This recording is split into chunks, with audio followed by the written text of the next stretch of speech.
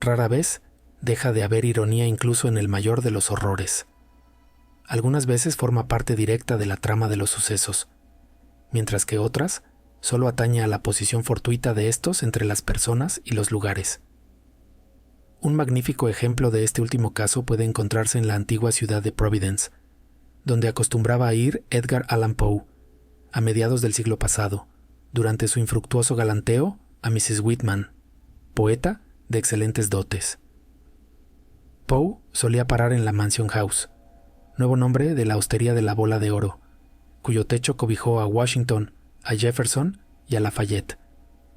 Y su paseo preferido era hacia el norte, por la misma calle, donde se encontraban la casa de Mrs. Whitman y el vecino cementerio de St. John, situado en la falda de la colina, cuyo recoleto recinto con abundancia de lápidas del siglo XVIII le fascinaba de manera especial.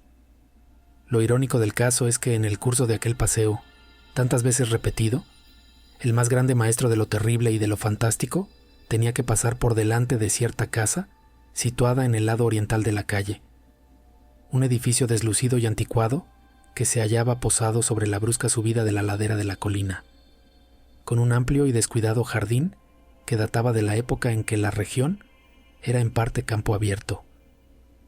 No parece que Poe escribiera o hablara nunca de la casa, no se tiene noticia de que hubiera reparado en ella, y, sin embargo, aquella morada para las dos personas en posesión de cierta información iguala o supera en horror a las más descabelladas fantasías del genio que con tanta frecuencia pasó por delante de ella sin saber lo que ocultaba y se alza con mirada maliciosa y rígida, como símbolo de todo lo que es indeciblemente espantoso. La casa era, en realidad, continúa siendo, de las que atraen el interés de los curiosos. Originalmente granja, por lo menos en parte, tenía el habitual aspecto colonial, de las casas prósperas de tejado puntiaguado de la Nueva Inglaterra de mediados del siglo XVIII, con 2 pisos y ático, pórtico georgiano y paredes interiores recubiertas de madera, como dictaba la evolución del gusto en esa época. Estaba orientada hacia el sur y tenía un elevado tejado cuyos 2 aleros daban, respectivamente, a la ladera de la colina y a la calle.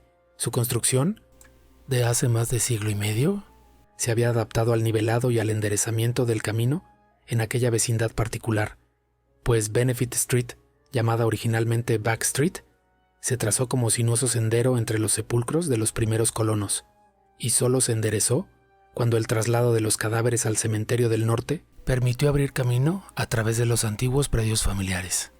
En un principio, el muro posterior se alzaba sobre un campo de hierba que quedaba como a 20 pies por encima del nivel de la calle, pero un ensanchamiento de esta, aproximadamente en tiempos de la Guerra de la Independencia, absorbió casi todo el espacio intermedio y dejó los cimientos al aire, por lo que hubo que construir en el sótano un muro de ladrillo, que dio a esta hundida parte de la casa una fachada dotada de puerta y 2 ventanas por encima del nivel del suelo, casi a la altura de la calle nueva.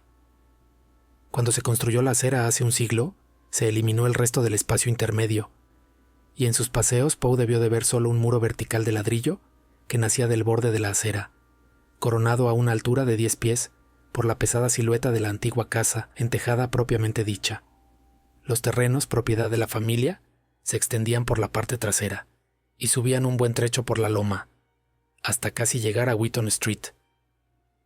El espacio al sur de la casa, el que lindaba con Benefit Street, quedaba, naturalmente, muy por encima del nivel de la actual acera, formando una plataforma que acababa en un muro de guijas húmedas y mohosas, horadado por un tramo muy inclinado de estrechos escalones que conducía al interior, entre paredes que formaban una especie de desfiladero, y desembocando en la parte superior en un despeinado macizo de césped, muros de ladrillo resumantes y jardines descuidados, cuyas desmanteladas urnas de cemento, tiestos herrumbrosos caídos de trípodes, de nudosas patas y objetos parecidos hacían parecer más atractiva, por contraste, la puerta principal, maltratada por la intemperie, con su montante roto, pilastras jónicas podridas y carcomida cornisa triangular. Lo que oí de muchacho acerca de la casa maldita fue simplemente que la gente moría en ella en cantidad alarmante. Esa había sido la razón, me decían, por la que sus primeros propietarios la habían abandonado unos 20 años después de haberla construido. La casa era, evidentemente, malsana, tal vez a causa de la humedad y de los hongos que crecían en el sótano, del tufo enfermizo que lo contaminaba todo, de las corrientes de los pasillos o de la calidad del agua de la bomba y del pozo. Estas cosas ya eran lo bastante malas, y a ellas culpaban las personas que yo conocía de las desgracias de la casa. Únicamente los cuadernos de notas de mi tío el anticuario, Dr. Elihu Whipple, me revelaron detalladamente las más oscuras y vagas suposiciones que formaban una corriente folclórica subterránea entre los sirvientes más antiguos y la gente humilde, conjeturas que nunca llegaron muy lejos y fueron en su mayor parte olvidadas cuando Providence se convirtió en ciudad importante, con una población moderna y cambiante. En realidad, los habitantes serios de la ciudad nunca consideraron la casa como encantada, exactamente. No se hablaba de ruidos de cadenas, ni de heladas corrientes de aire, ni de apagones de luces, ni de caras en las ventanas. Los extremistas decían que traía mala suerte, pero no pasaban de ahí. Lo indiscutible era que en ella morían gran número de personas, o mejor dicho, que en ella habían muerto un gran número de personas, pues después de ciertos peculiares acontecimientos, ocurridos allí hace más de 60 años, el edificio había quedado abandonado debido a la imposibilidad de alquilarlo. Aquellas personas no murieron todas repentinamente por una causa determinada. Parecía más bien que su vitalidad iba siendo minada de un modo insidioso, y que su resistencia dependía de su mayor o menor fortaleza natural. Y las que no morían mostraban en diversos grados un tipo de anemia o consunción, y a veces una decadencia de las facultades mentales, que no hablaban a favor de la salubridad del edificio. Debe añadirse que las casas vecinas parecían estar completamente libres de aquella perniciosa condición. Esto es cuanto sabía antes que mis insistentes preguntas llevaran a mi tío a mostrarme las notas que finalmente nos embarcaron en nuestra espantosa investigación. En mi niñez, la casa maldita estaba vacía, con sus árboles desnudos, nudosos y viejos, su alta hierba de una palidez extraña y cizaña de aspecto de pesadilla en el abandonado patio en el que jamás se posaban los pájaros. Los muchachos solíamos invadir la finca, y aún recuerdo mi terror juvenil provocado no solo por la morbosa calidad de aquella siniestra vegetación, sino ante la atmósfera y el olor de la ruinosa casa, cuya puerta abierta cruzábamos frecuentemente en busca de emociones. Los cristales de las ventanas estaban rotos en su mayoría, y una indescriptible desolación rodeaban los precarios paneles de madera que cubrían las paredes, los desvencijados postigos interiores, el papel de los muros que colgaba a tiras, la escayola que se desmoronaba, las inseguras escaleras y los pocos muebles estropeados que todavía quedaban. El polvo y las telarañas daban un mayor matiz de abandono a aquel ambiente atemorizador, y muy valiente tenía que ser el muchacho que se aventuraba por la escalera que conducía al desván, una pieza espaciosa y alargada, con vigas al descubierto, iluminada solamente por la incierta luz de las pequeñas buhardillas de sus extremos y repleta de un montón de arcones, sillas y ruecas rotas que infinitos años de abandono habían cubierto y adornado de formas monstruosas y diabólicas. Pero, después de todo, el desván no era la parte más terrible de la casa. Lo que nos provocaba mayor repulsión era el húmedo sótano, aunque quedaba completamente por encima del nivel del suelo en el lado que miraba a la calle, separado de la concurrida acera por un endeble tabique de ladrillo en el que se abrían una puerta y una ventana. No sabíamos si frecuentarlo atraídos por su estímulo fantasma, o rehuirlo para bien del alma y la cordura.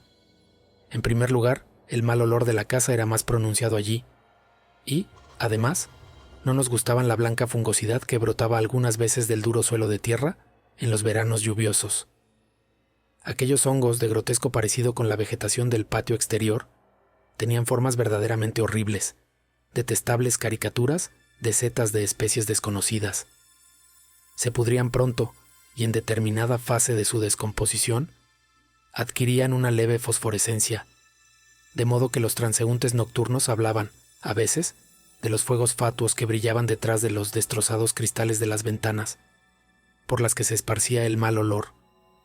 Nunca, ni siquiera en las más descabelladas vísperas de Todos los Santos, bajamos al sótano de noche, pero en algunas de nuestras visitas diurnas pudimos percibir la fosforescencia, especialmente si el día era oscuro y húmedo. También captábamos a menudo una cosa más sutil, algo muy extraño que era, sin embargo, y en el mejor de los casos, apenas una sugestión.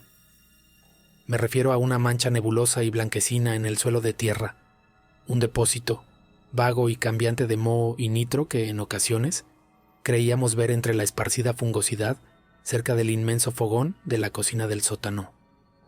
Algunas veces nos parecía que aquella mancha tenía una extraña semejanza con la figura de una persona encorvada, aunque generalmente no existía tal parecido, y con frecuencia ni siquiera la veíamos. Cierta tarde de lluvia, en que aquella sensación fue particularmente intensa y en que, además, había creído ver una especie de emanación tenue, amarillenta y temblorosa que brotaba del dibujo en dirección a la campana de la chimenea. Le hablé a mi tío del asunto.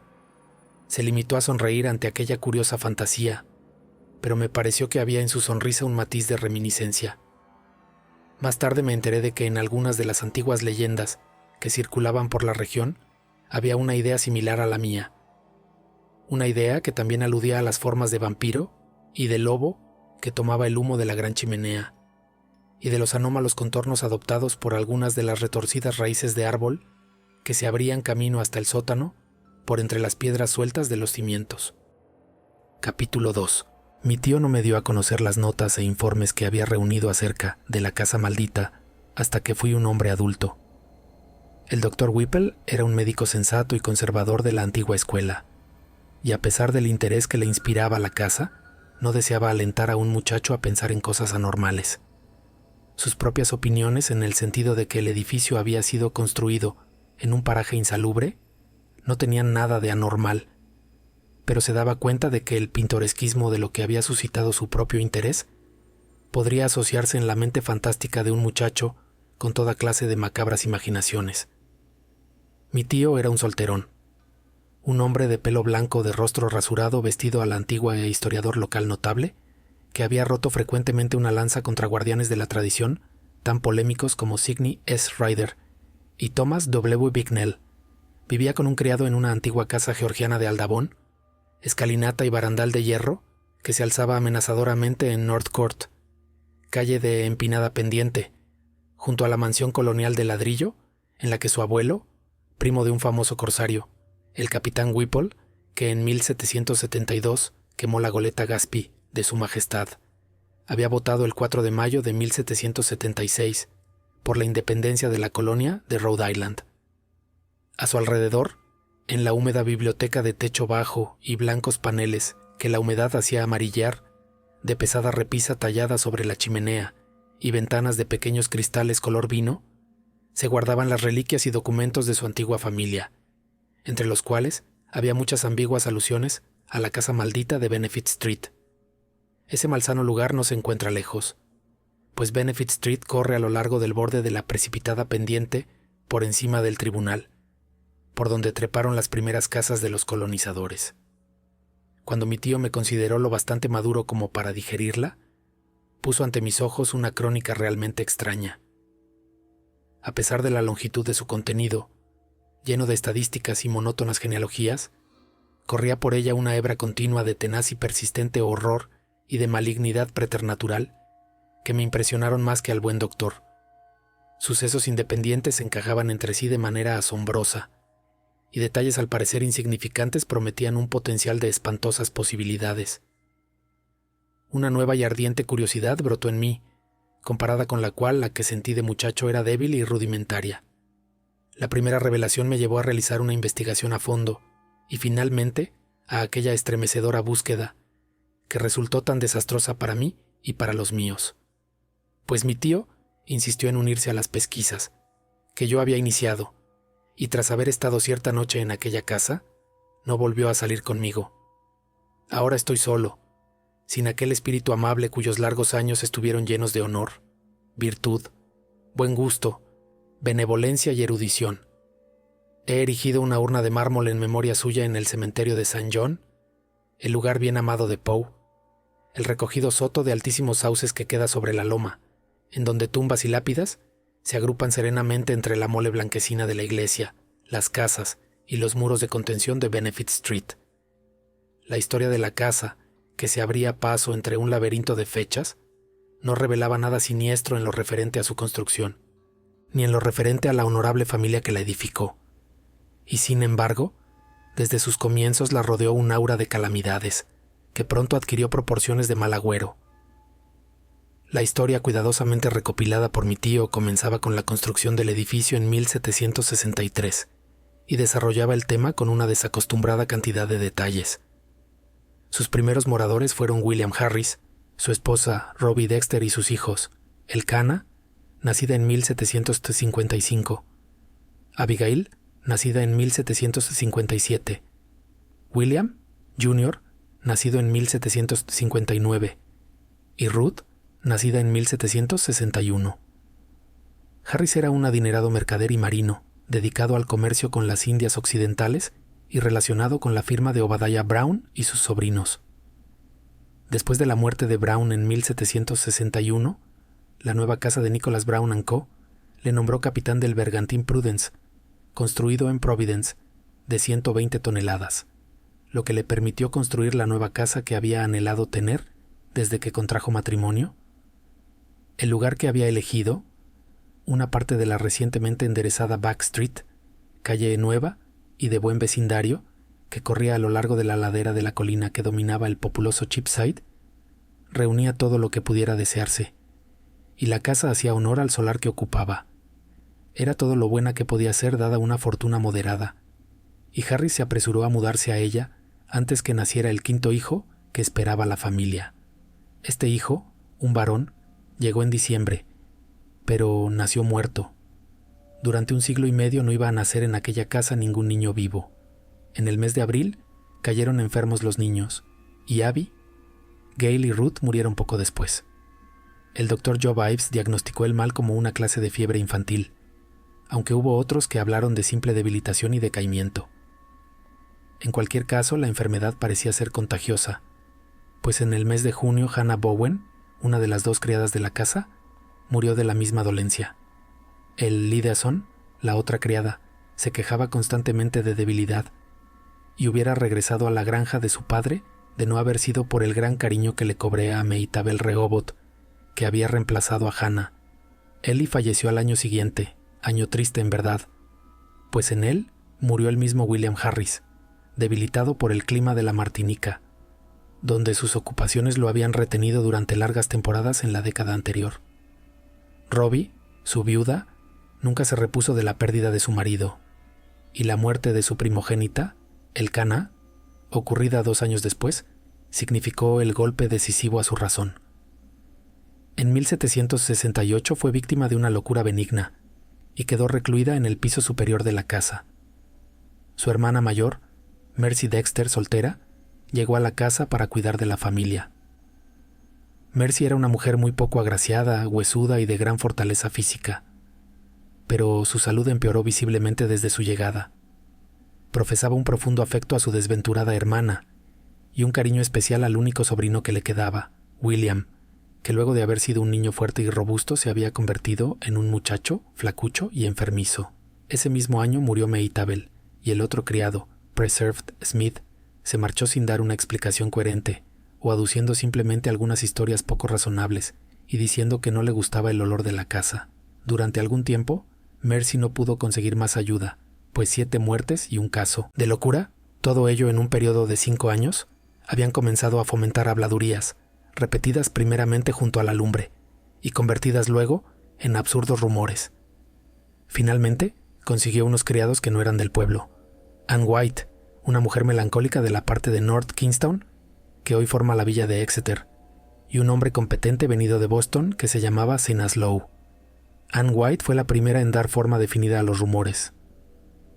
Mercy nunca debió tomar a criada alguna de la comarca de Nusneck Hill, pues esas tierras remotas y atrasadas eran entonces, como hoy, semillero de las más inquietantes supersticiones. En 1892, fecha relativamente reciente, las gentes de Exeter desenterraron un cadáver y quemaron ceremonialmente el corazón para impedir ciertas supuestas apariciones nocivas para la salud y la paz de la población, y puede imaginarse cuál era el punto de vista de esa comarca en 1768. Anne habló mucho e indiscretamente, y al cabo de unos meses Mercy la despidió reemplazándola con una fiel y amable criada de Newport, María Robbins. Mientras tanto, la infortunada Robbie Harris, en su locura, daba rienda suelta a sueños y falsas aprensiones de la más horrible especie. Había veces en que sus gritos se hacían insoportables y durante largos periodos decía tales horrores que su hijo tuvo que ser enviado a casa de su primo, Peleg Harris, que vivía en Presbyterian Lane, cerca del nuevo edificio del colegio universitario. El muchacho parecía mejorar después de estas visitas, y de haber sido Mercy tan inteligente como bien intencionada, hubiera dejado que el chico se quedara a vivir permanentemente en casa de Peleg.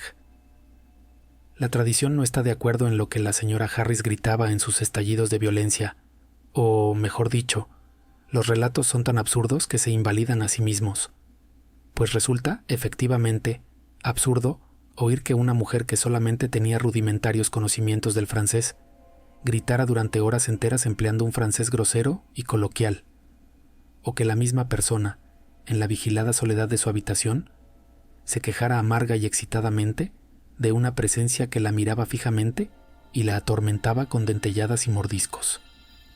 Sena, el criado, murió en 1772, y cuando Mistress Harris se enteró lo celebró con risas y alborozo, algo incomprensible en ella. Al año siguiente falleció, siendo enterrada en el cementerio del norte junto a su marido. Cuando comenzó la guerra con Inglaterra en 1775, William Harris, a pesar de sus 16 años y de su endeble constitución, consiguió alistarse en el ejército de observación a las órdenes del general Greene, y a partir de entonces empezó a mejorar de salud y a ganar en prestigio. En 1780, siendo capitán de las fuerzas de Rhode Island en Nueva Jersey, mandadas por el coronel Angell, conoció a Phoebe Hetfield, de Elizabethtown, contrajo matrimonio con ella y la llevó consigo a Providence al año siguiente, cuando le licenciaron honrosamente en el ejército. El regreso del joven soldado no fue un acontecimiento feliz. La casa, es cierto, se encontraba aún en buen estado. La calle se había ensanchado y le habían cambiado el nombre de Back Street por el de Benefit Street. Pero el antes robusto cuerpo de Mercy Dexter se había encogido y desmejorado curiosamente, y ahora era una patética figura encorvada, de voz cavernosa y desconcertante palidez, característica singularmente compartida por María, la única criada que quedaba. En el otoño de 1782, Phoebe Harris dio a luz una hija muerta, y el día 15 del siguiente mes de mayo, Mercy fallecía tras una vida laboriosa, austera y virtuosa. William Harris, convencido por fin de la naturaleza radicalmente malsana de su casa, decidió abandonarla y cerrarla para siempre. Consiguió alojamiento provisional para su esposa y para él en la hostería de la Bola de Oro recientemente abierta, y dispuso la construcción de una casa nueva y mejor en Westminster Street, en el ensanche de la ciudad, al otro lado del Gran Puente. Allí nació en 1785 su hijo Dutty, y allí vivió la familia hasta que el desarrollo y necesidades del comercio los llevaron a instalarse al otro lado del río, y más allá de la loma en Angell Street, en el nuevo barrio residencial del Este, en donde el desaparecido Archer Harris construyó su suntuosa y fea residencia con tejado a la francesa en 1876. William y Phoebe murieron víctimas de la epidemia de fiebre amarilla en 1797. Pero Dutty fue criado por su primo Rathbone Harris, hijo de Peleg. Rathbone era un hombre práctico y arrendó la casa de Benefit Street, a pesar del deseo de William de conservarla desalquilada. Juzgó que tenía la obligación hacia su pupilo de sacar el máximo beneficio del patrimonio del muchacho, y no le importaron las muertes y enfermedades que ocasionaron continuos cambios de inquilinos, ni la creciente aversión que la casa generalmente inspiraba. Es probable que sintiera únicamente enojo cuando, en 1804, las autoridades municipales le dieron orden de fumigarla con azufre, alquitrán y alcanfor como consecuencia del comentado fallecimiento de 4 personas, probablemente causado por un brote de fiebre epidémica. Se dijo que el lugar olía a fiebre. El propio Dutty no pensó gran cosa en la casa, pues llegó a ser oficial de un barco corsario y prestó servicios con distinción en el Vigilant, mandado por el capitán Cajune en la guerra de 1812, regresó ileso, contrajo matrimonio en 1814 y fue padre aquella memorable noche del 23 de septiembre de 1815, en que una gran tormenta arrastró las aguas de la bahía hasta que cubrieron la mitad de la ciudad, lanzando una gran balandra a buena altura de Westminster Street, de modo que sus mástiles casi golpearon las ventanas de los Harris en simbólica afirmación de que el recién nacido Wycombe era hijo de marino. Wycombe no sobrevivió a su padre, pero sí vivió lo suficiente para morir gloriosamente en Fredericksburg en 1862. Ni él ni su hijo Archer supieron nada de la casa maldita, sino que era un engorro casi imposible de arrendar, tal vez a causa de la perniciosa humedad y del olor a viejo y a abandono. En realidad, no volvió a ser alquilada después de una serie de muertes que culminaron en 1861 y que pasaron inadvertidas a causa de la emoción de la guerra. Carrington Harris, el último descendiente varón de la familia, la conocía solo como un lugar abandonado, pintoresco y centro de leyendas, hasta que yo le conté mi experiencia. Se proponía derribarla y construir en el solar un nuevo edificio de apartamentos, pero después de mi relato decidió dejarla en pie, instalar cañerías y alquilarla. No se ha tropezado todavía con ninguna dificultad para encontrar inquilinos. El horror ha desaparecido. Capítulo 3. Puede imaginarse lo profundamente que me impresionaron los anales de los Harris. En esta ininterrumpida historia parecía anidar una persistente maldad superior a todo lo que yo había conocido en la naturaleza. Una maldad claramente relacionada con la casa y no con la familia. Confirmó esta impresión la colección menos sistemática de heterogéneos datos de mi tío. Leyendas procedentes de habladurías de criados, recortes de periódicos, copias, certificados de defunción extendidos por médicos colegas suyos y cosas semejantes. No puedo reproducir todo ese material, pues mi tío fue un incansable investigador del pasado y sintió gran interés por la casa maldita. Pero puedo referirme a diversos puntos destacados que llaman la atención por su repetición en muchos informes procedentes de diversas fuentes. Por ejemplo, los rumores de la servidumbre coincidían casi unánimemente en atribuir al sótano, con sus hongos y su mal olor, la supremacía en la perniciosa influencia. Hubo criadas, Anne White especialmente, que se resistían a usar la cocina del sótano, y por lo menos 3 leyendas muy concretas hablaban de las extrañas formas, casi humanas o diabólicas, que tomaban las raíces de los árboles y las manchas de moho en esa parte de la casa. Estas últimas me interesaban profundamente recordando lo que yo había visto de chico, pero tuve la sensación de que la mayor parte de lo importante había quedado en cada caso oscurecido en buena parte por añadiduras sacadas del común acervo de cuentos locales de fantasmas. Anne White, con su superstición típica de Exeter, había difundido la más estrambótica y al mismo tiempo más coherente de las historias o patrañas, según la cual tenía que estar enterrado, bajo la casa, uno de esos vampiros, o muertos que conservan la forma corporal y viven de la sangre o del aliento de los seres vivos, cuyas espantosas huestes envían sus formas o espíritus acechantes al exterior durante la noche. Para acabar con un vampiro, dicen las comadres, hay que desenterrarlo y quemarle el corazón, o por lo menos atravesárselo con una estaca. Y la tenaz insistencia de Anne en que debía cavarse el suelo del sótano en busca de cadáveres había sido la causa principal de que la despidieran. Pero sus historias encontraron un amplio auditorio y se aceptaron más fácilmente porque la casa estaba edificada efectivamente en un lugar que en otra época sirviera de cementerio. Para mí esto tenía menos importancia que ciertos detalles realmente desconcertantes. La queja del criado Preserved Smith, que había precedido a Anne sin oír jamás hablar de ella, de que algo le chupaba el aliento por la noche. Los certificados de defunción de las víctimas de la fiebre en 1804, expedidos por el doctor Chad Hopkins, es que se mencionaba que las 4 personas carecían inexplicablemente de sangre, y los oscuros desvaríos de la pobre Robbie Harris cuando se quejaba de los agudos dientes y ojos vidriosos de una presencia semivisible.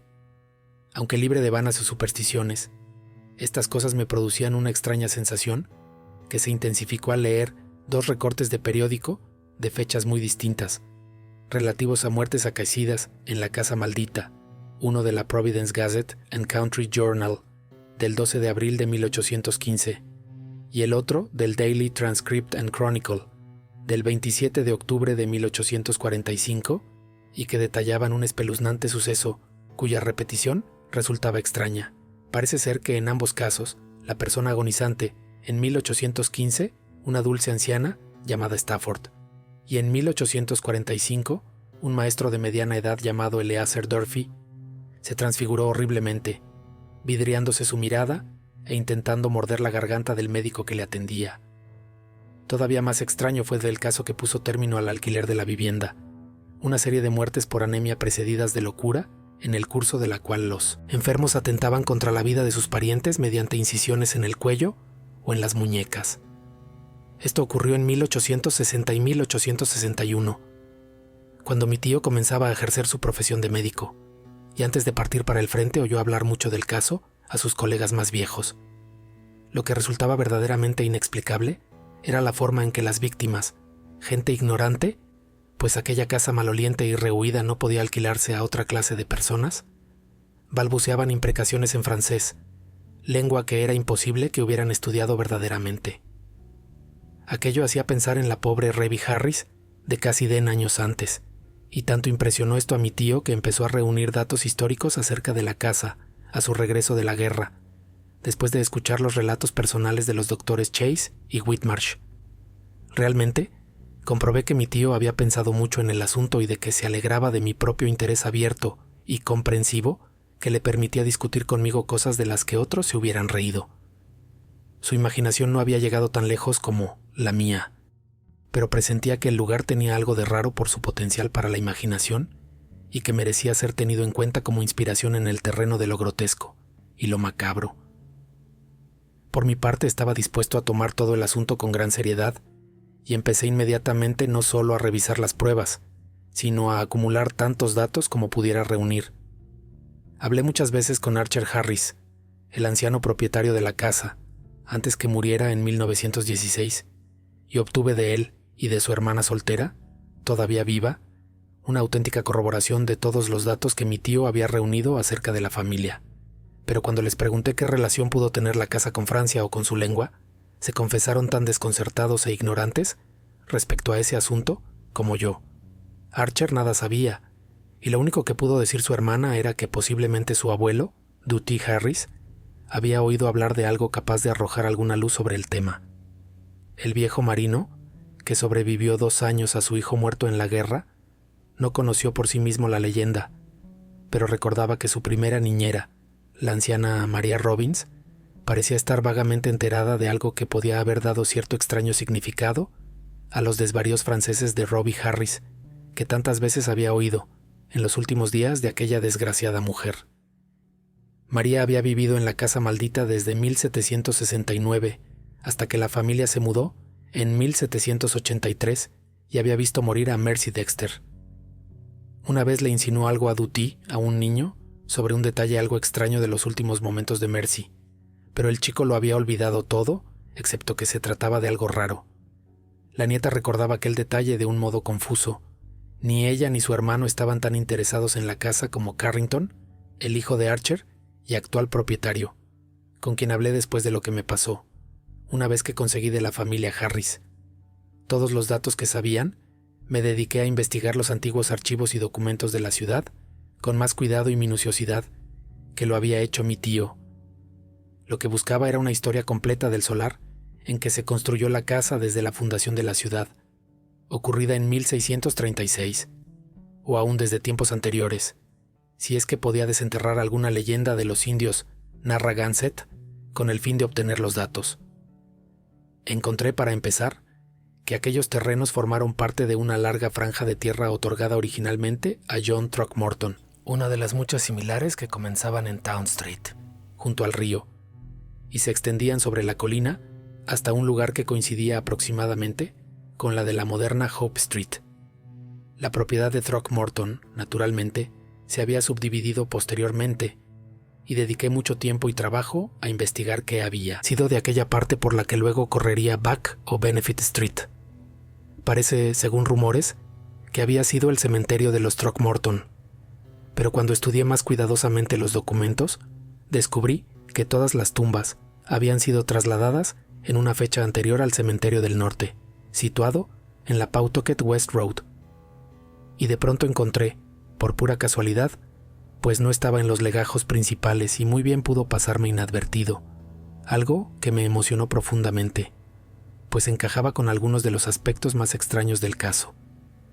Era un documento de arrendamiento de 1697, relativo a un pequeño trozo de tierra, y otorgado a un tal Etienne Roulet y a su esposa. Al fin había aparecido el elemento francés, y también otro más profundamente horripilante, que el nombre evocó extrayéndolo de mis insólitas y heterogéneas lecturas, lo que me llevó a estudiar febrilmente el plano del lugar, tal como había sido antes del trazado de la Back Street, entre 1747 y 1758. Encontré lo que a medias esperaba, en el solar donde se alzaba ahora la casa maldita, detrás de una casita de planta baja.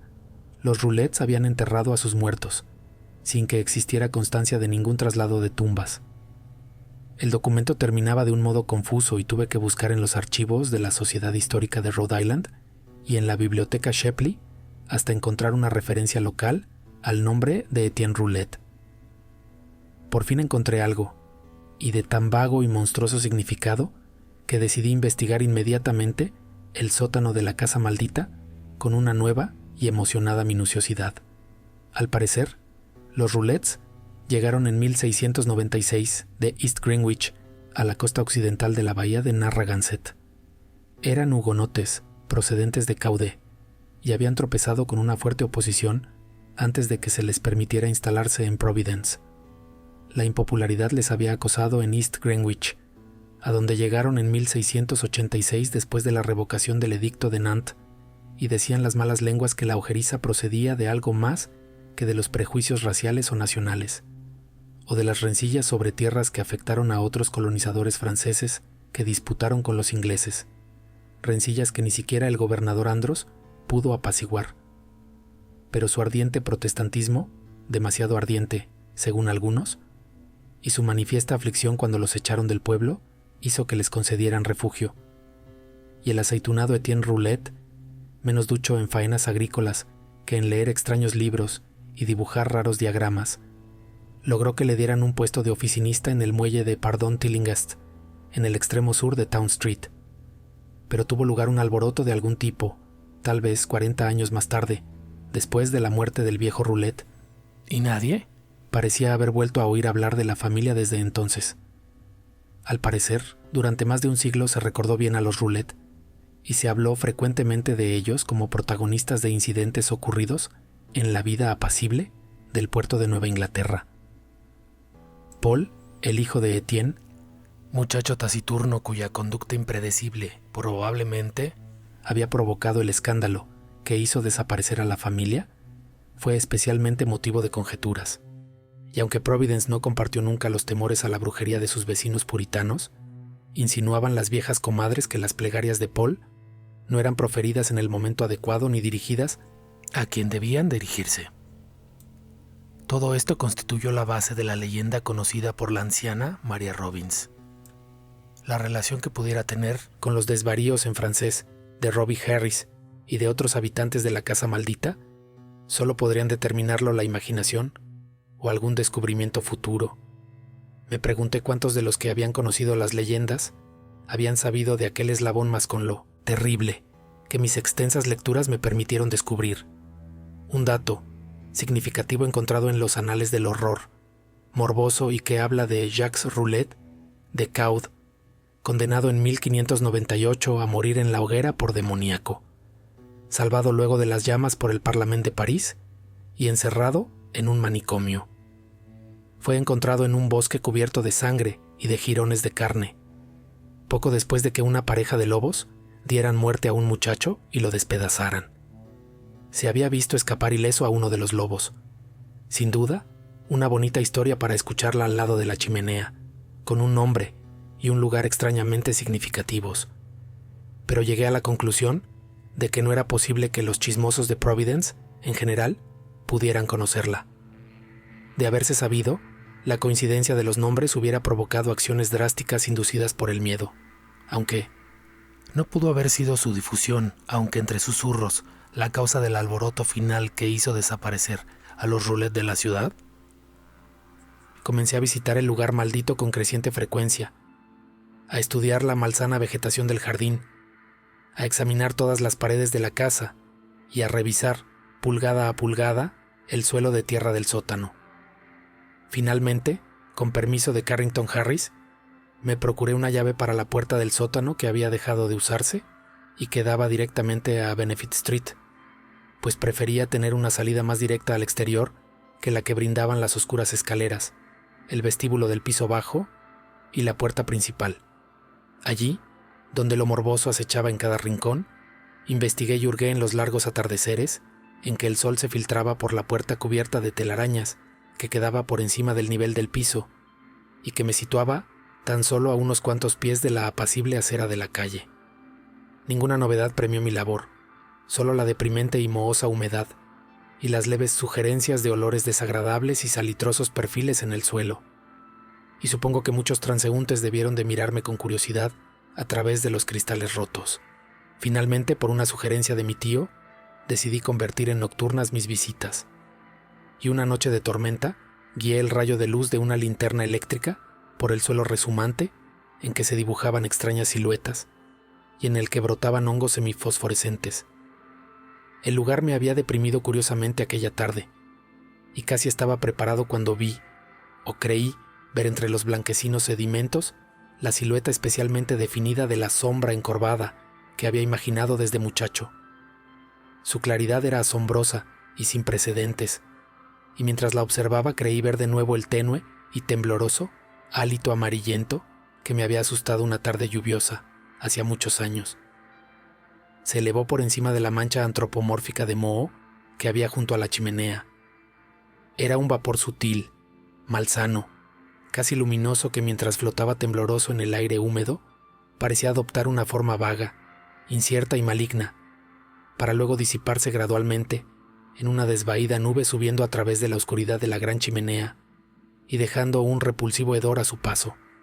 Fue en verdad horrible, y mucho más para mí, por lo que sabía del lugar. Negándome a huir, lo contemplé hasta que se desvaneció, y mientras lo miraba sentí que también aquello me observaba ávidamente, con ojos más imaginables que visibles. Cuando se lo conté a mi tío le impresionó profundamente, y después de una hora de reflexión, tomó una decisión definitiva y drástica. Sopesando mentalmente la importancia de la cuestión y el significado de nuestra relación con ella, insistió en que ambos debíamos probar, y si era posible destruir, el misterioso horror de la casa dedicándonos una noche, o varias, a vigilar juntos, dispuestos a actuar violentamente en aquella bodega mohosa y apestada de los hongos. Capítulo 4. El miércoles, 25 de junio de 1919, después de informar debidamente a Carrington Harris, aunque sin comunicarle lo que esperábamos encontrar, mi tío y yo llevamos a la casa maldita 2 hamacas y un catre de campaña plegables, junto con unos aparatos científicos de gran peso y complejidad. Pusimos todo en el sótano durante el día y tapamos las ventanas con papel, con la intención de volver por la noche para nuestra primera guardia. Habíamos cerrado con llave la puerta del sótano que llevaba al piso bajo, y dado que teníamos llave para la puerta que daba a la calle, estábamos dispuestos a dejar allí los costosos y delicados aparatos, conseguidos en secreto y a un elevado precio, tantos días corno fuera necesario. Nuestro plan era permanecer despiertos hasta muy tarde y vigilar luego por turno durante guardias de 2 horas. Yo me encargaría de la primera y mi compañero de la segunda. El que quedara libre descansaría en el catre. M. Tío asumió la dirección de nuestra aventura y consiguió los instrumentos en los laboratorios de la Universidad de Brown y en la armería de Cranston Street, poniendo de manifiesto la gran vitalidad y resistencia de que disfrutaba a sus 81 años. El hijo Whipple había vivido de acuerdo con las leyes higiénicas que había predicado como médico, y de no haber sido por lo que luego ocurrió, aún estaría entre nosotros lleno de vigor. Solo 2 personas saben o sospechan lo que ocurrió: Carrington Harris y yo. Tuve que contárselo a Harris porque era el propietario de la casa y merecía saber lo que había salido de ella. Además, habíamos hablado con él antes de iniciar nuestras investigaciones, y, al producirse la desaparición de mi tío, supe que sabría comprender y ayudarme a dar unas explicaciones públicas vitales y necesarias. Palideció al oírme, pero aceptó ayudarme y decidió que ya no habría peligro en alquilar la casa.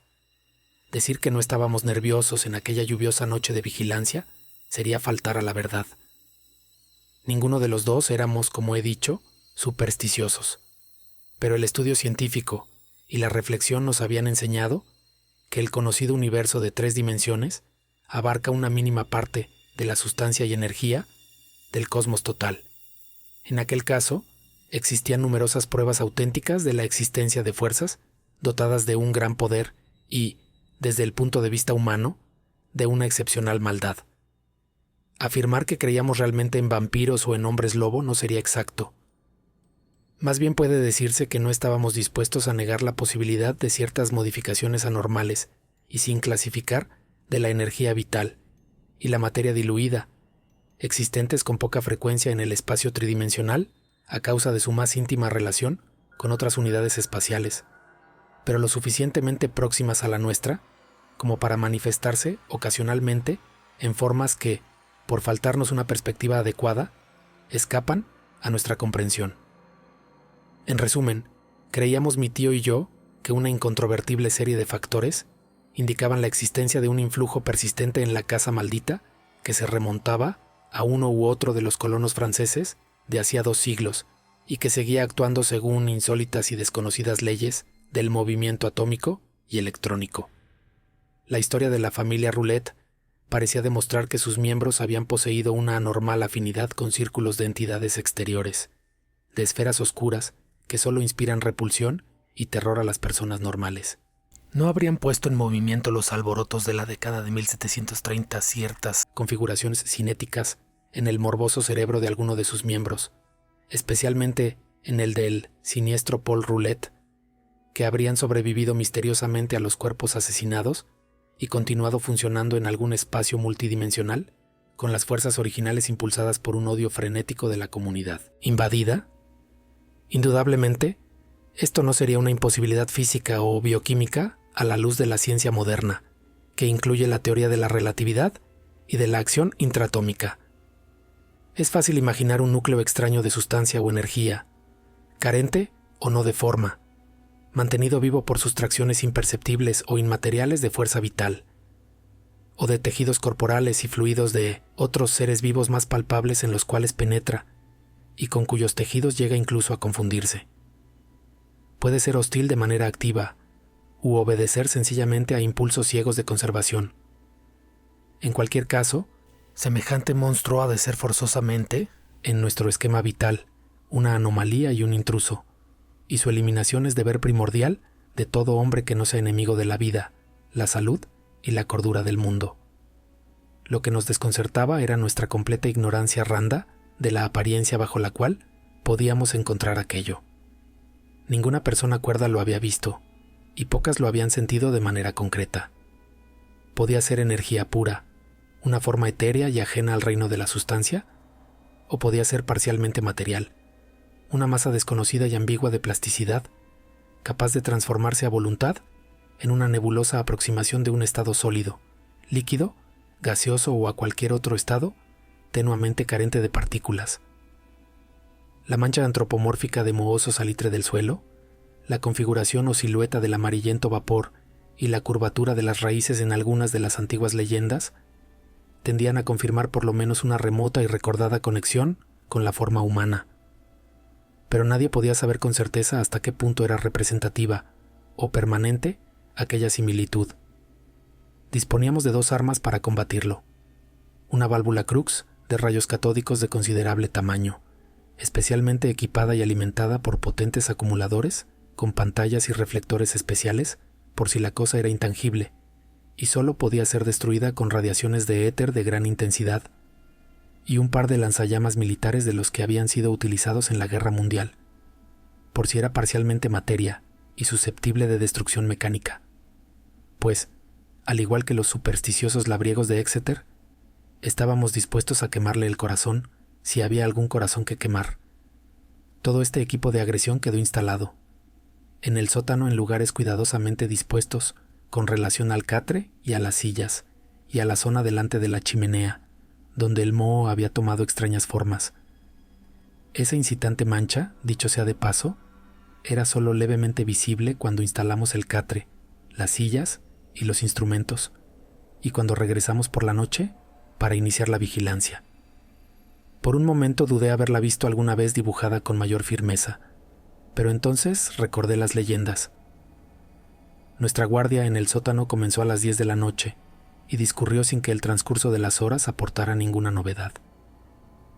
El débil resplandor que se filtraba hasta el sótano procedente de las farolas de la calle, azotadas por la lluvia, y la tenue fosforescencia de los detestables hongos, nos permitían ver la humedad de la pared de piedra, de la que había desaparecido todo vestigio del enjalbegado original. El suelo de tierra cubierto en parte de verdín y de repulsivos hongos. Los restos podridos de las que fueron mesas, banquetas y sillas, y otros muebles no identificables. Los gruesos maderos del piso superior y las grandes vigas del techo. La desvencijada puerta de tablones que conducía a cuartuchos y salas situados bajo otros aposentos de la casa. La escalera de piedra medio desmoronada con su estropeado pasamanos de madera, la tosca chimenea de ladrillos ennegrecidos en la que unos herrumbrosos trozos de hierro recordaban que allí hubo en otros tiempos trébedes, morillos, espetones, aguilones y otros adminículos del cocinero, cuyos nombres han caído casi en el olvido, así como la puerta del horno de ladrillo y la pesada e intrincada maquinaria destructiva que habíamos llevado. Como en mis anteriores exploraciones, habíamos dejado abierta la puerta que daba a la calle, para tener una vía de escape práctica y directa en el caso de que tuviéramos que enfrentarnos con manifestaciones imposibles de dominar. Pensábamos que nuestra larga presencia nocturna atraería a cualquier ente maligno que allí acechara, y que, estando preparados, podríamos eliminarlo con alguno de los medios de que disponíamos, después de haberlo reconocido y observado suficientemente. No teníamos la menor idea del tiempo que exigiría evocar y destruir la cosa. Sabíamos, desde luego, que la aventura era arriesgada, ya que no podíamos intuir la fuerza con que se manifestaría el fenómeno. Pero pensábamos que el juego valía la pena, y lo emprendimos solos y sin vacilar, comprendiendo que buscar ayuda solo nos expondría al ridículo y tal vez condujera al fracaso de nuestros planes. Ese era nuestro estado de ánimo mientras charlábamos, avanzada la noche, hasta que el aire soñoliento de mi tío me recordó que había llegado el momento de que fuera a descansar un par de horas. Algo semejante al miedo me heló el corazón cuando quedé allí sentado en la madrugada y sin compañía. Y digo, sin compañía porque quien permanece junto a una persona dormida está verdaderamente solo. Tal vez más solo de lo que pueda imaginar. Mi tío respiraba pesadamente. El rumor de la lluvia acompañaba sus aspiraciones punteadas por otro sonido de agua que goteaba en el interior de la casa, porque ésta era muy húmeda aún en tiempo seco, y con aquella tormenta parecía un pantano. Me puse a mirar detenidamente la vieja mampostería de las paredes a la luz de los hongos y de los débiles reflejos que se filtraban por las persianas. En una ocasión, cuando aquel ruido estaba a punto de hacerme perder la paciencia, abrí la puerta y miré arriba y abajo de la calle, alegrando mis ojos con cosas conocidas y también el olfato con el aire puro y saludable. Pero no sucedió nada que recompensara mi vigilancia, y bostecé repetidamente mientras la fatiga comenzaba a predominar sobre el temor. Luego, el oír a mi tío moverse en sueños atrajo mi atención. Durante la última mitad de la primera hora se había movido varias veces, intranquilo, pero ahora estaba respirando con anormal irregularidad, suspirando a veces quejosamente. Lo enfoqué con mi linterna eléctrica y lo vi con la cara vuelta hacia atrás, por lo que me levanté y crucé hasta el otro lado del catre y lo enfoqué nuevamente para ver si parecía tener algún dolor. Vi algo que me alarmó de forma sorprendente, teniendo en cuenta su relativa nimiedad.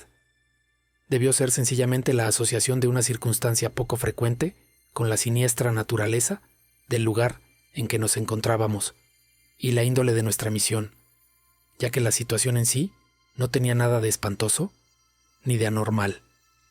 Simplemente la expresión del rostro de mi tío, perturbado por los sueños extraños que nuestra situación provocaba, revelaba una gran agitación y no parecía ser propia de él. Su expresión habitual era apacible y tranquila, mientras que ahora parecían luchar dentro de él diversas emociones. Creo que lo que me inquietó principalmente fue esa variedad. Mi tío, mientras jadeaba y se movía con creciente inquietud y con ojos que había empezado a abrir, no parecía uno, sino muchos hombres, y daba la curiosa sensación de extrañamiento de sí mismo. De repente comenzó a murmurar, y no me gustó el aspecto de su boca y de sus dientes mientras hablaba. Al principio no pude entender las palabras que decía, pero luego mi asombro fue muy grande cuando reconocí en ellas algo que me dejó helado hasta que recordé la gran cultura de mi tío y las interminables traducciones que había hecho de artículos, de antropología y temas de la antigüedad para la Revue des Deux Mondes, pues el respetable Dr. Whipple estaba murmurando en francés, y las pocas frases que pude captar parecían estar relacionadas con los más oscuros mitos que había adaptado de la famosa revista de París. De pronto, la frente de mi tío se mojó de sudor, y él se incorporó bruscamente, medio despierto. Dejó de murmurar en francés para dar un grito en inglés, y exclamó en tono angustiado: ¡Mi aliento! Despertó por completo y, recobrando su rostro la expresión normal, tomó mi mano y comenzó a relatarme un sueño cuyo espantoso significado solo pude intuir con asombro.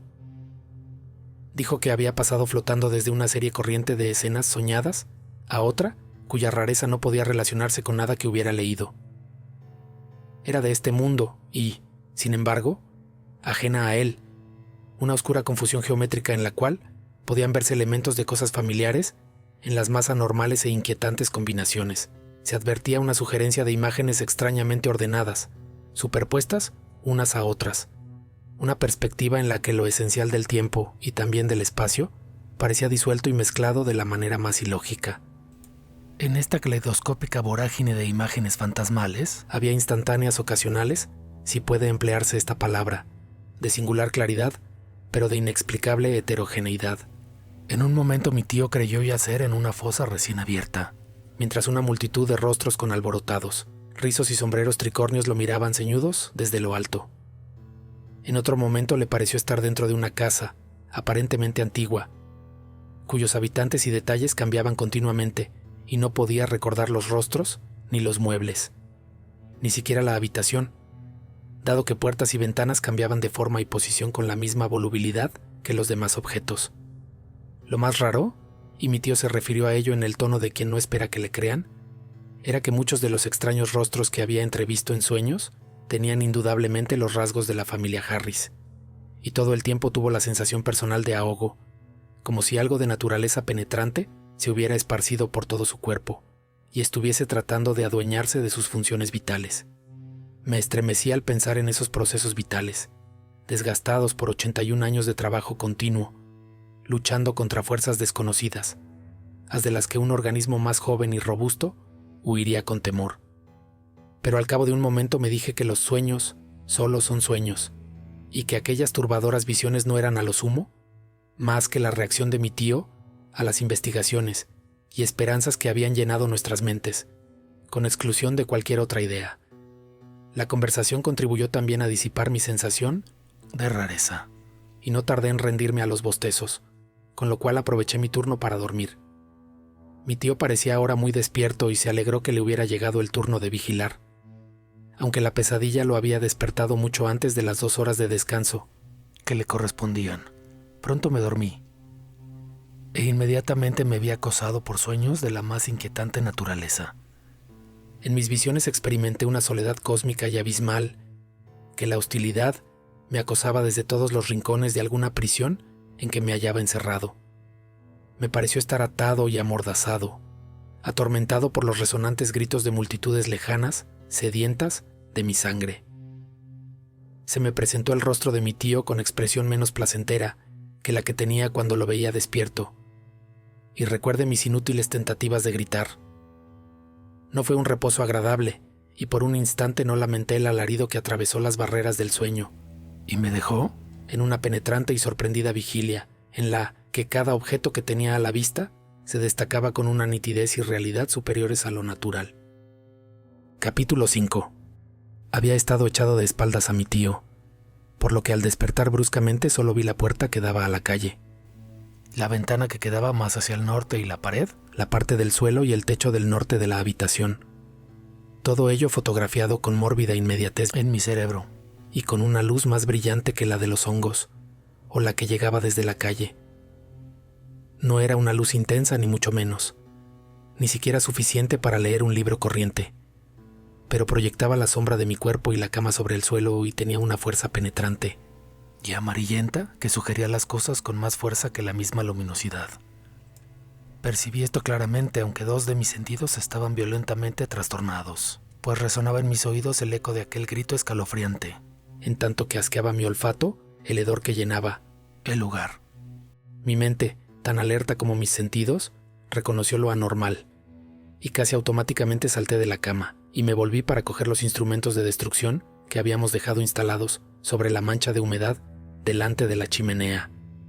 Mientras me volvía, temía lo peor, ya que el grito lo había proferido la voz de mi tío e ignoraba contra qué amenaza tendría que defenderle y defenderme. Pero lo que vi fue peor de lo que había imaginado. Hay horrores que son más que horrendos, y aquel era de esos núcleos de horror de las pesadillas que condensaba todo el espanto que el cosmos reserva para fulminar a unos cuantos seres malditos y desgraciados. De la tierra apestada por los hongos brotaba una luz vaporosa, amarillenta, malsana y cadavérica que se elevaba hasta tomar una vaga forma gigantesca de incierta silueta humana, mitad hombre y mitad monstruo, a través de la cual pude ver la campana y el hogar de la chimenea que quedaba detrás. Era todo ojos, lupinos y burlones, y la rugosa cabeza como de insecto se desvanecía en lo alto en una tenue neblina que se enroscaba horriblemente y acababa por desaparecer por la chimenea. Digo que vi aquello, pero solo he conseguido rastrear su abominable tentativa de forma a través del recuerdo consciente.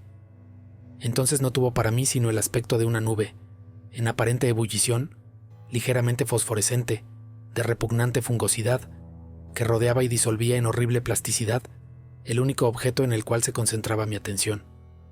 Ese objeto era el venerado Elihu Whipple, que con el rostro ennegrecido y las facciones desfiguradas, me miraba descaradamente y murmuraba palabras incomprensibles, en tanto que procuraba alcanzarme con unas garras goteantes para despedazarme, con la furia que aquel horror le había inculcado. Tan solo la rutina me salvó de la locura. Me había preparado para el momento decisivo y este entrenamiento ciego fue lo que me ayudó.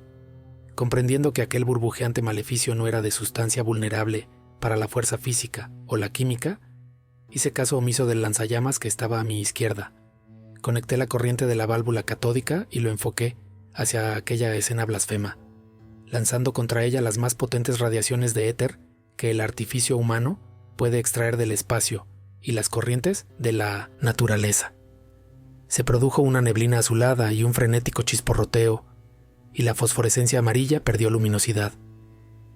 Pero me di cuenta de que la pérdida de luz era solamente efecto del contraste, y que las ondas del aparato eran absolutamente ineficaces. Entonces, en medio de aquel demoníaco espectáculo, vi un nuevo horror que me lanzó vacilante y tembloroso hacia la puerta no cerrada con llave que se abría a la calle tranquila, sin cuidarme de los anómalos horrores que desataba sobre el mundo, ni lo que los hombres pudieran pensar y juzgar de mi conducta. En aquella mezcla de penumbra azulada y amarillenta, la silueta de mi tío había comenzado una nauseabunda licuefacción cuya esencia resulta imposible de describir, y en el curso de la cual se producían en su rostro unos cambios de identidad que solo la locura puede concebir. Era simultáneamente un demonio y una multitud, un matadero y una procesión. Iluminada por aquella luz híbrida e incierta, la cara de gelatina se transmutaba y adquiría una docena, una veintena, un centenar de aspectos, y con una mueca fue cayendo al suelo, coronando un cuerpo que se derretía como si fuera de sebo, y presentando en caricatura las facciones de legiones de seres que eran y no eran desconocidos. Vi las facciones de la estirpe de los Harris, varones y mujeres, adultos y niños, y otros rostros viejos y jóvenes, vastos y refinados, familiares y desconocidos. Durante un segundo apareció una imitación envilecida de una miniatura de la pobre Robbie Harris que había visto en el museo de la escuela de dibujo, y otra vez me pareció ver la huesuda imagen de Mercy Dexter, tal como la recordaba en un cuadro que había en la casa de Carrington Harris. Aquello sobrepasaba en horror todo lo imaginable. Hacia el final, cuando una extraña mezcla de facciones de sirvientes y niños pequeños titilaba cerca del suelo sobre el que prosperaban los hongos, tuve la impresión que los distintos rostros luchaban entre sí y procuraban formar unos rasgos semejantes a los del bondadoso rostro de mi tío. Me gusta pensar que él existió en aquel momento y que trató de decirme adiós. Creo que de mi seca garganta salió un gemido de despedida en el momento en que salía tropezando a la calle. Un hilillo de grasa me siguió por la puerta hasta la acera empapada por la lluvia. El resto es sombrío y monstruoso. En la calle mojada no había nadie y no había en todo el mundo una sola persona con la cual me hubiera atrevido a hablar. Anduve sin rumbo, pasé por College Hill y ante el Atheneum bajé por Hopkins Street y crucé el puente que lleva a la parte más animada de la ciudad, en donde los elevados edificios parecían protegerme, como las cosas materiales modernas protegen al mundo contra los antiguos y maléficos prodigios. Luego, la aurora gris rompió húmedamente por el este, recortando la silueta de la loma arcaica y los venerables campanarios que sobre ella se alzaban, atrayéndome al lugar en donde mi terrible tarea estaba sin acabar. Finalmente, mojado, sin sombrero, ofuscado por la luminosidad de la mañana, entré por la puerta tremenda de Benefit Street, que había dejado entreabierta y que todavía se mecía misteriosamente a la vista de la gente madrugadora con la que no me atreví a hablar. Había desaparecido la grasa, pues el mohoso suelo era poroso, y delante de la chimenea no quedaba vestigio de la gigantesca forma de salitre doblada sobre sí misma. Vi la cama, las sillas, los instrumentos, mi sombrero abandonado y el de paja amarillenta de mi tío. Me dominaba la incertidumbre y apenas podía recordar lo que era sueño y lo que era realidad. Luego, poco a poco, fue recobrando el sentido y supe que había presenciado cosas más espantosas que las que había soñado. Me senté y traté de conjeturar en la medida en que la razón me lo permitió. ¿Qué había acontecido y cómo podría acabar con el horror, si en realidad había existido? No parecía ser algo material, ni etéreo, ni ninguna otra cosa concebible por una mente mortal. ¿Qué podía ser, pues, sino alguna emanación exótica? ¿Algún vapor vampiresco como el que la gente rústica de Exeter dice que flota sobre algunos cementerios? Pensé que aquella era la clave, y volví a mirar el suelo en donde hongos y salitre habían tomado extrañas formas. Al cabo de 10 minutos ya había decidido. Cogiendo mi sombrero, me marché a casa. Me bañé, comí y encargué por teléfono un pico, una pala, una máscara antigás y 6 garrafones de ácido sulfúrico, todo lo cual deberían entregarme a la mañana siguiente en la puerta del sótano de la casa maldita de Benefit Street. Después traté de dormir, pero, al no conseguirlo, pasé las horas leyendo y componiendo versos anodinos para serenarme. A las 11 de la mañana del día siguiente comencé a cavar. Hacía un tiempo soleado, y lo celebré. Seguía solo, ya que por mucho temor que me inspirara el horror desconocido, temía más a la idea de contarle a alguien lo sucedido. Posteriormente le revelé todo a Harris, por pura necesidad, y porque él había oído ya algunas antiguas leyendas que podían predisponerle a la credulidad. Al revolver la negra tierra delante de la chimenea, la pala hizo fluir de los blancos hongos un viscoso zumo amarillo, y temblé por lo que podría descubrir. Algunos secretos del interior de la tierra no son buenos para el género humano, y aquel me parecía uno de ellos. Me temblaban las manos perceptiblemente, pero no por eso dejé de cavar, y al cabo de un rato lo hacía dentro de la gran fosa que había abierto. A medida que el agujero se hacía más hondo, tenía ya alrededor de 6 pies cuadrados, el nauseabundo olor aumentaba, y no dudé más de mi inminente contacto con la cosa infernal, cuyas emanaciones habían embrujado la casa durante más de 1 siglo y medio. Me pregunté qué aspecto tendría, cuáles serían su forma y sustancia y qué tamaño habría cobrado al cabo de tantos años de alimentarse chupando vidas ajenas. Finalmente, salí del agujero, esparcí la tierra amontonada y luego dispuse los garrafones de ácido alrededor de 2 de los bordes. de modo que cuando fuera necesario pudiera vaciarlos todos rápidamente en la fosa. Después de eso eché tierra sobre los otros 2 lados, cavando más lentamente, y colocándome la máscara antigás cuando el olor aumentó. Me encontraba casi acobardado por la proximidad de un algo sin nombre que tal vez encontrara en el fondo de la fosa. De pronto la pala chocó contra algo más blando que la tierra. Me estremecí y me dispuse a salir del agujero en el cual estaba ahora hundido hasta el cuello. Pero recobré el valor y seguí sacando tierra a la luz de la linterna eléctrica que había llevado conmigo. La superficie que descubrí era semitraslúcida y vidriosa, una especie de gelatina congelada y semiputrefacta.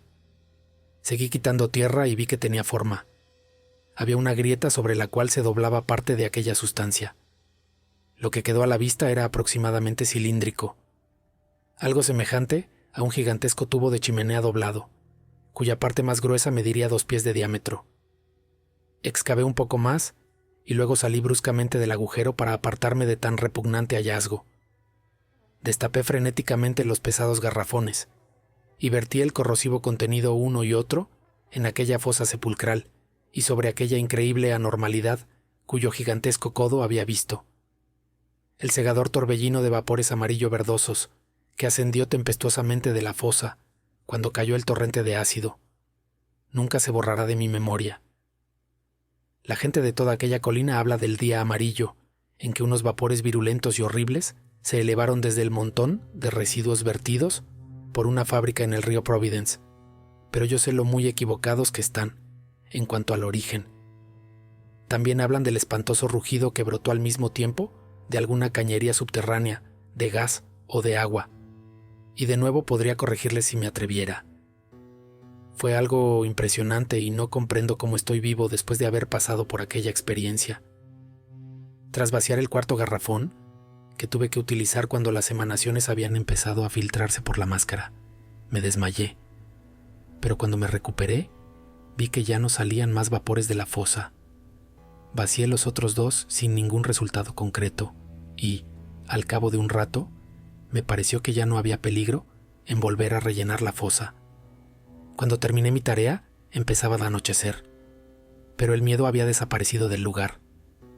La humedad era menos fétida y los extraños hongos se habían marchitado, convirtiéndose en un polvo grisáceo que se esparcía como ceniza por el suelo. Uno de los terrores más ocultos de la tierra había desaparecido para siempre, y si hay infierno, al fin había ido a parar a él, el alma diabólica de un ser maldito.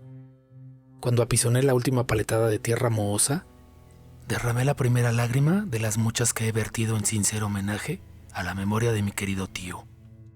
A la primavera siguiente ya no brotó una hierba pálida, ni creció cizaña de desconocida especie en el jardín escalonado de la casa maldita. Y poco después, Carrington Harris alquiló su propiedad. Todavía tiene un aspecto fantasmal, pero su peculiaridad me subyuga y sentiré alivio, mezclado con una pena extraña, cuando la derriben para convertirla en un vulgar edificio de apartamentos o en una deslucida tienda. Los estériles árboles del jardín han comenzado a dar unas manzanitas dulces, y el año pasado anidaron los pájaros en sus nudosas ramas.